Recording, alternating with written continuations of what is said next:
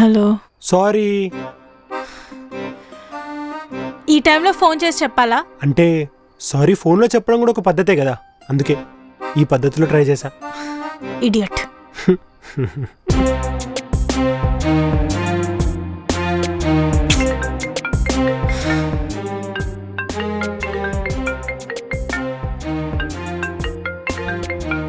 ఏంటి? ఒక్కసారి బయటికి రావా ప్లీజ్? సరే.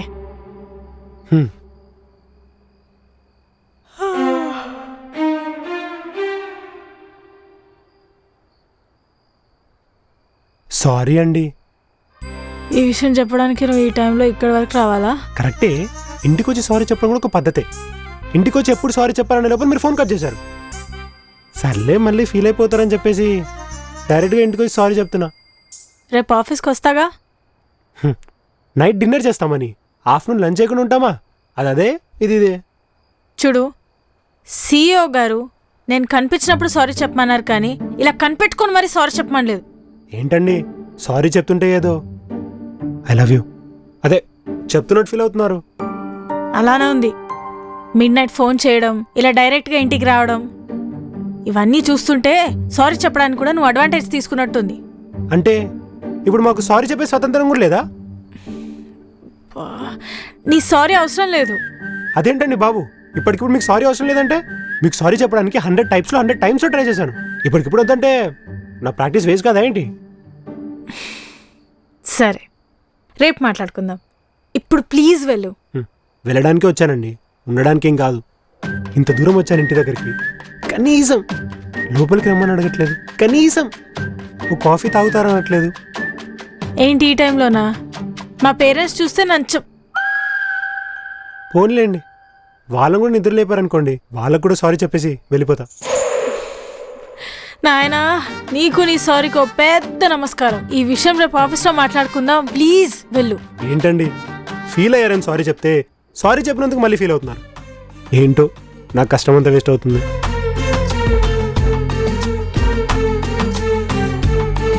ఏంటనే ఫ్రెండ్ ఏమనుకుంటున్నాడు? నిన్న నైట్ డైరెక్ట్ గా ఇంటికే వచ్చేసాడు. ఇంటికొచ్చాడా? అది కూడా నైట్? ఏ నిజం చెప్పు, నువ్వు అని రమ్మని పిలవలేదు కదా? ఇంటికి ఇన్వైట్ చేయడానికి వాడేమైనా నా బాయ్ ఫ్రెండా? ఏమో అవుతాడని భయంగానే ఉంది. అంత భయపడికే నా గురించి నీకు తెలీదా చెప్పు? వాడి గురించి సారీ. సారీతో చంపేస్తున్నాడే. అయితే సారీని చంపేద్దాం. ఆ అమ్మాయి నిన్ను క్షమించేశానంటుంది, ఇంకా నువ్వు సారీ చెప్పాల్సిన పని లేదు. డిసైడ్ చేశాను సార్, మీరే డిసైడ్ చేసేయండి. సారీ చెప్పమన్నది మీరే, ఇప్పుడు చెప్పొద్దంటుంది మీరే. అంటే నా ఎమోషన్స్తో పని లేదా? ప్రమోషన్స్ గురించి ఆలోచించాలి కానీ ఎమోషన్స్ అంటూ కూర్చుంటావేంటయా? నాకు నా ఎమోషన్సే ఇంపార్టెంట్. ఒక సీనియర్ అయిన నాతో ఒక జూనియర్కి సారీ చెప్పించారు. ఏంటి సార్ ఇది? ఓహో, అయితే నీకు సీనియర్ అని ఈగో పట్టుకుందనమాట. అర్జెంటుగా నీలో ఉండి ఆ ఈగో తీసేయాలి, అంటే నిన్ను జూనియర్స్లో షిఫ్ట్ చేయాలి. హాయ్. నువ్వేంటి ఇక్కడ? మీరు ఇప్పించిన పనిష్మెంట్. నీకా నాకా? మీకే తెలియాలి. దేవుడా, దేవుడే అన్ని చేసేది. మనం సైలెంట్గా ప్రేమిస్తే చాలు, సైలెంట్గా అన్నీ కట్ చేస్తూ ఉంటాడు. మీరే చూడండి, నిన్నటి వరకు మన ఇద్దరి మధ్యన గ్యాప్ 3 floors. ఇప్పుడు అసలు గ్యాపే లేదు. అంతా డెస్టినీ అండి. వీడి డెస్టినీ తగలయ్యా, చంపేస్తున్నాడు.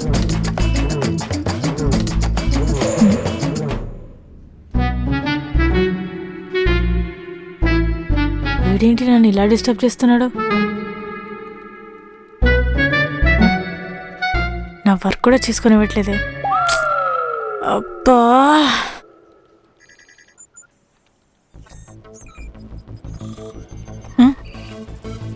ప్రాజెక్ట్.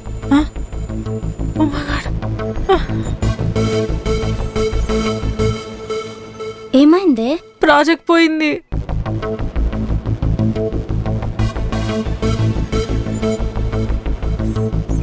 అసలు నువ్వేం చేస్తున్నావు నీకు అర్థమవుతుందా? డేటా మొత్తం డిలీట్ అయిపోయింది. ఇప్పుడు ఎలా? ప్రతి ఒక్కరు ఏదో ఒక సాఫ్ట్వేర్ నేర్చుకోవడం, సాఫ్ట్వేర్ జాబ్ అని చెప్పి మా ప్రాణాలు తీయడం. ఇంట్రెస్ట్ లేకపోతే ఇంట్లో కూర్చోండి, అంతేగాని మమ్మల్ని ఇబ్బంది పెట్టకండి. ఇలా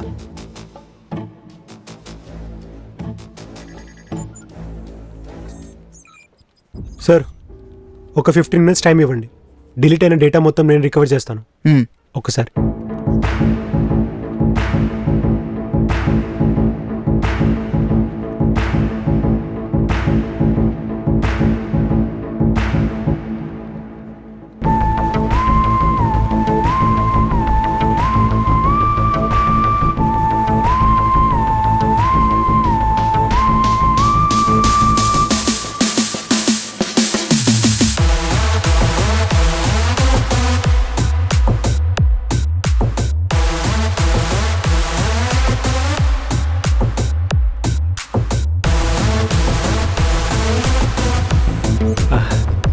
ఎస్.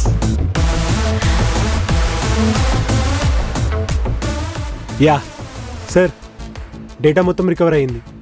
ఇంకొకసారి మిస్టేక్ రిపీట్ అయితే నీకు జాబ్ ఉండదు.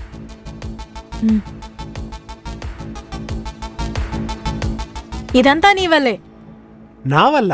కాదా మరి? ఇందాక సడన్గా నా పక్క నుంచి కూర్చున్నట్టు అనిపించింది. డిస్టర్బ్ అయ్యి ఏదో చేయాల్సింది ఏదో కొట్టేసా. డెస్టినీ అండి.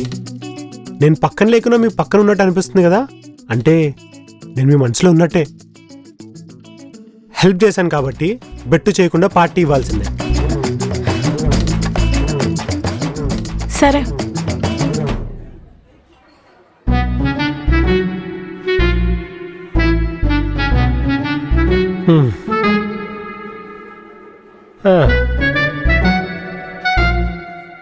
నువ్వు ఇప్పుడు అర్జెంట్గా ఈ మూడ్లో నుంచి బయటికి రాలేదనుకో, నేను నీకు సారీ చెప్పడం మళ్ళీ స్టార్ట్ చేస్తా. అమ్మో వద్దు. అయినా నువ్వేదో హెల్ప్ చేసావని ఇలా పార్టీకి వచ్చా. దీన్ని నువ్వు అడ్వాంటేజ్గా తీసుకోవు కదా. ఎందుకు తీసుకోను? నేను లవ్ చేసిన అమ్మాయితో ఫస్ట్ టైం పార్టీకి వచ్చాను. ఈ విషయం ఫ్రెండ్స్కి చెప్పకుండా ఉంటామా? చూడు, మన ఆఫీస్ స్టాఫ్ ఎంతో ఆల్రెడీ లైవ్లో చూస్తున్నారు. ఓ హోల్డే వద్దు. ఇదిగో ముందే చెప్తున్నా, కోపం వద్దు. ఇదిగో వద్దు వద్దు వద్దు. తాకుతుంది. అరే తాకుతుంది. నన్నే మోసం చేస్తావా? చెప్పేది విను. అరే నేను చెప్పేది విను కదా. ఈ రోజు నీకు అదిగో, ఉందిరా. మీ ఫ్రెండ్ వచ్చింది.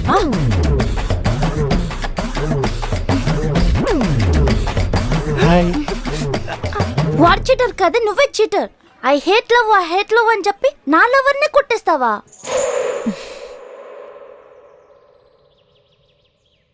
హాయ్ సింధు.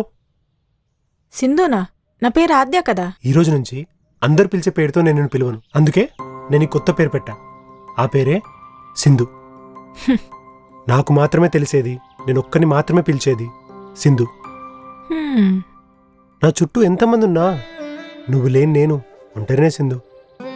చెప్పలేని మాటలు ఎన్ని ఉన్నా చెప్పాలనుకున్న మాట మాత్రం ఒక్కటే, నువ్వంటే నాకు చచ్చేంత ప్రేమ.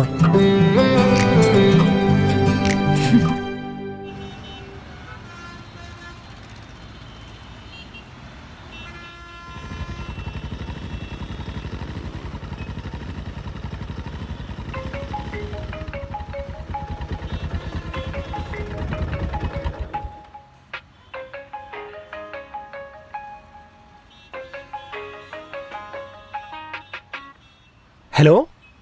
అరే రిషి, నీ గర్ల్ ఫ్రెండ్ కి ఎంగేజ్మెంట్ జరుగుతుందిరా.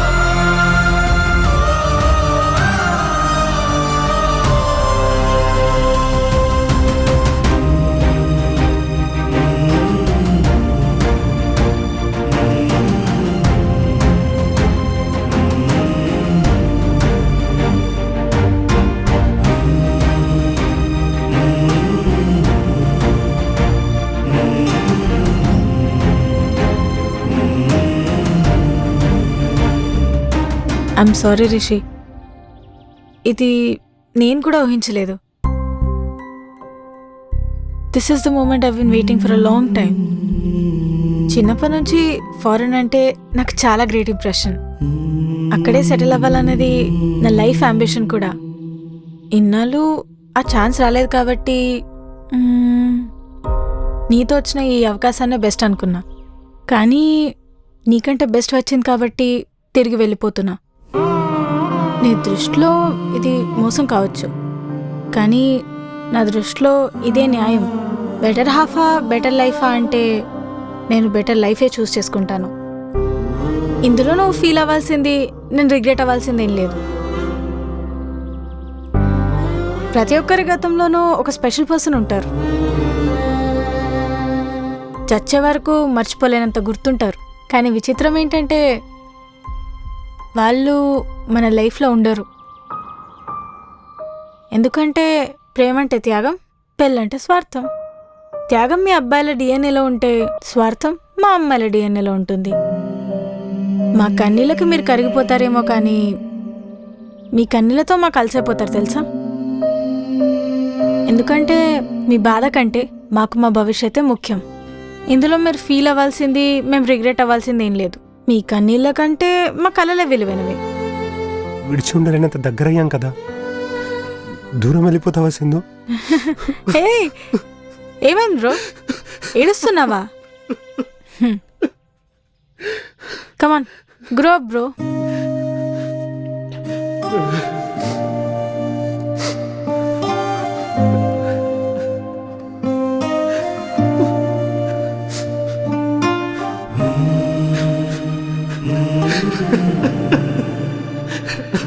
నీ ప్రేమ ఉంటే చాలా రిషి, నాకు ఇంకేం అవసరం లేదు.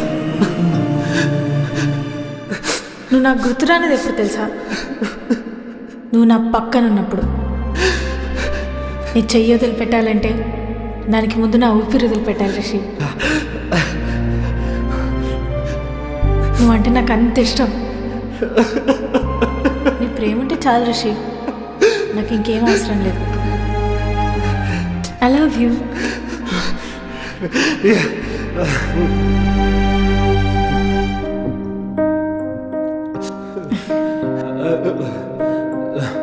వాడిని అట్లా ఒంటరిగా వదిలేస్తే ఏమైపోతాడని వాళ్ళ పేరెంట్స్ భయపడి మ్యారేజ్ చేద్దామని ఫిక్స్ అయ్యారు.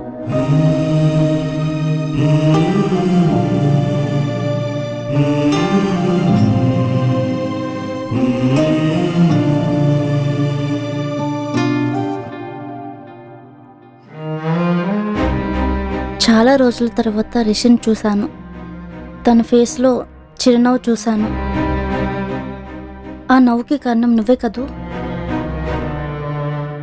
నీకో విషయం తెలుసా? నన్ను ఇక్కడ పంపించింది కూడా రిషినే.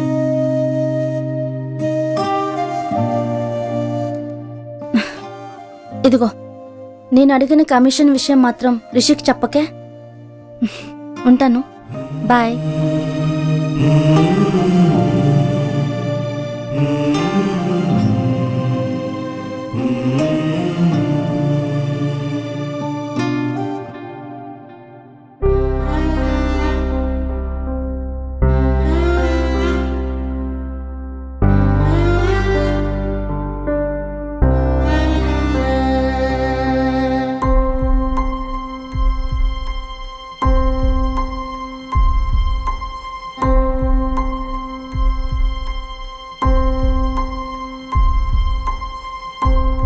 పర్లేదు, మీరు ఇక్కడే పడుకోండి, నేనే కింద పడుకుంటాను.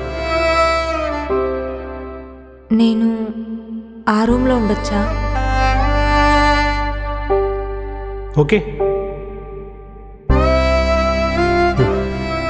నిజంగా చెప్తున్నారా లేదంటే నేను వండింది తినడానికి భయపడుతున్నారా?